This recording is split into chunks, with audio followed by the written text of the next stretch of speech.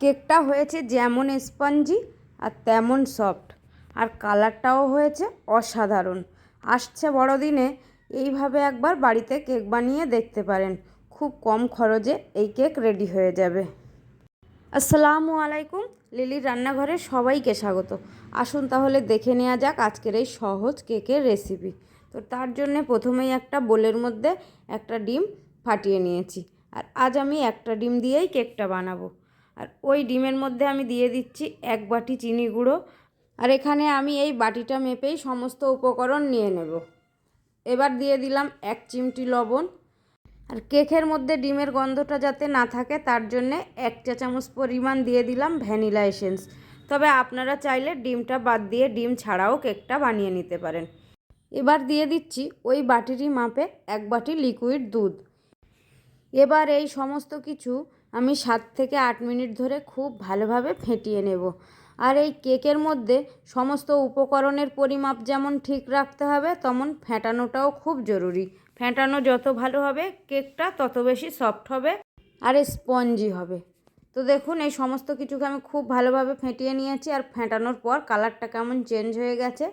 এবার এর মধ্যে আমি দিয়ে দিচ্ছি ওই বাটিরই মাপে 1.5 বাটি ময়দা, আর সঙ্গে দিয়ে দেব এই রকম একটা প্যাকেটের 1 প্যাকেট গুঁড়ো দুধ। আর গুঁড়ো দুধটা দিলে কেকের টেস্টটা আরও বেশি সুন্দর হয়। তো এই সমস্ত কিছু আমি একটু ভালোভাবে মিশিয়ে নেব। আর মেশানো হয়ে গেলে এর মধ্যে আমি দিয়ে দেব সাদা তেল, আর এই বাটির 3 ভাগের 1 ভাগ সাদা তেল দিয়ে দেব। তেলটা দেওয়ার পর আমি আরও কিছুক্ষণ ফেটিয়ে নেব, যতক্ষণ না তেলটা এর সঙ্গে খুব সুন্দরভাবে মিশে আর ব্যাটারের মধ্যে একটা ক্রিমি ভাব চলে আসে। তো ব্যাটারটাকে আমি খুব সুন্দরভাবে ফেটিয়ে নিয়েছি, আর এই দেখুন ব্যাটারটা কেমন একটা ক্রিমের মতো হয়ে গেছে, আর একদম স্মুথলি ব্যাটারটা রেডি হয়েছে। এবার এই ব্যাটারের মধ্যে আমি সব শেষে দিয়ে দেব 1 চা চামচ পরিমাণে বেকিং পাউডার, আর দিয়ে দেব ওই চা চামচেরই 1/2 চা চামচ পরিমাণ বেকিং সোডা।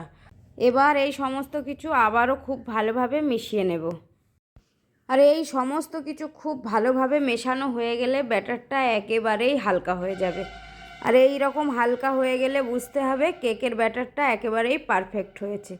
তো কেকের ব্যাটারটা আমার পুরোপুরি রেডি হয়ে গেছে। এবার আমি এই ব্যাটারটাকে সাইডে রেখে দেব। আর কেকটাকে বেক করার জন্য আমি এই রকম একটা অ্যালুমিনিয়ামের বাটি নিয়েছি, আর নিয়েছি ওই বাটির মাপে একটা পেপার কেটে, নর্মাল লেখালেখির পেপার আমি কেটে নিয়েছি। এবার ওই বাটির মধ্যে একটু সাদা তেল দিয়ে দিলাম, দিয়ে খুব ভালোভাবে তেলটা বাটির চারিগায়ে ব্রাশ করে দেব। আর বন্ধুরা, এই রকম বাটি নিশ্চয়ই সকলের বাড়িতেই আছে, আর এই রকম বাটিতে অনায়াসেই কেকটা রেডি করা যাবে। এই বাটি ছাড়া স্টিলের বাটিতেও কেক রেডি করা যাবে। তো এবার বাটিতে আমি খুব ভালোভাবে তেল ব্রাশ করে নিয়েছি। এবার এই বাটির মধ্যে আমি ব্যাটারটাকে ঢেলে দেব। আর বন্ধুরা, এই পদ্ধতিতে একবার কেক বানিয়ে দেখুন, আপনার কেক কোনোভাবেই বিফলে যাবে না। তো এবার এই বাটিটা আমি একটু ঠুকে ঠুকে সেট করে নিলাম, যাতে এর মধ্যে কোনো বাতাস না থেকে থাকে। এবার চুলাতে এরকম একটা বড় পাত্র বসিয়েছি, আর তার মাঝখানে কিছুটা লবণ ঠিক এভাবে বিছিয়ে দিয়েছি। আর এই পাত্রটাকে আমি 5 মিনিট খুব ভালোভাবে গরম করে নিয়েছি। গরম করে নেওয়ার পর এর মাঝখানে একটা স্ট্যান্ড এভাবে রেখে দিলাম। স্ট্যান্ডটা রাখার পর স্ট্যান্ডের উপরে আমি কেকের বাটিটাকে বসিয়ে দেব। আর খুব সাবধানে বসাতে হবে, না হলে হাতটা পুড়ে যেতে পারে।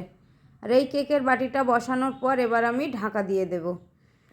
ঢাকা দেওয়ার পর গ্যাসের চুলাটা লো মিডিয়ামের মাঝখানে রেখে আমি 40 থেকে 50 মিনিট এই কেকটা বেক করে নেব। তো ফিরে এলাম 50 মিনিট পর। এবার ঢাকাটা খুলে দেখব কেকটা কেমন হয়েছে। কেকটা অসম্ভব সুন্দর দেখতে হয়েছে, কালারটা দুর্দান্ত হয়েছে। এবার একটা কাঠি দিয়ে একটু চেক করে নিচ্ছি। দেখুন কাঠির গায়ে কোনোভাবেই কিছু লেগে যাচ্ছে না, সুতরাং কেকটা খুব ভালোভাবে রেডি হয়ে গেছে।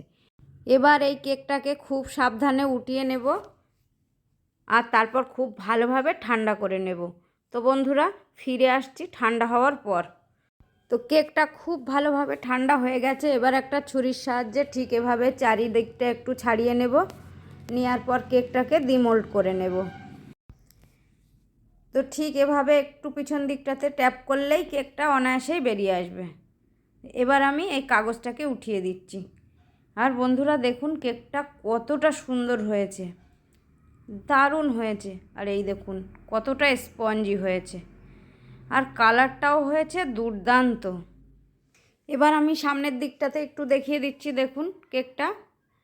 আর বন্ধুরা, কেকের মাঝখানটাতে এই রকম হওয়ার কারণটা আমি বলে দিচ্ছি। যেহেতু আমার কেকটা অনেকটা বড় আর ঢাকাটা ছিল একটু নিচু, আর কেকটা অনেক বেশি ফুলে ওঠার কারণে ঢাকার সঙ্গে চেপে গেছে, যাওয়ার পর কেকটা এই রকম হয়েছে। কিন্তু এতে ভয় পাওয়ার কোনো কারণ নেই, কেকটা কিন্তু খুব সুন্দরভাবে স্পঞ্জি হয়েছে। আমি কেটে দেখিয়ে দিচ্ছি, দেখুন কতটা সুন্দর হয়েছে। সুতরাং যে কোনো উপকরণ যদি মাপ পারফেক্ট থাকে তো কেকটা এই রকম সুন্দর হবে। তো দেখলেন তো বন্ধুরা, কেক বানানো কতটা সহজ ব্যাপার। একেবারেই ঘরোয়াভাবে যে কোনো পাত্রে কেকটা বানিয়ে নিতে পারেন। তো বন্ধুরা, আমার আজকের এই কেকের রেসিপি ভালো লেগে থাকলে লাইক, কমেন্ট, শেয়ার করতে ভুলবেন না। সঙ্গে চ্যানেলটিকে সাবস্ক্রাইব করে আমার পাশে থাকার অনুরোধ রইল। আর বন্ধুরা, আজকের মতো এখানেই বিদায় নিচ্ছি। আবার দেখা হবে অন্য কোনো রেসিপিতে। ততক্ষণ সকলে অনেক ভালো থাকবেন, সুস্থ থাকবেন। আল্লাহ হাফেজ।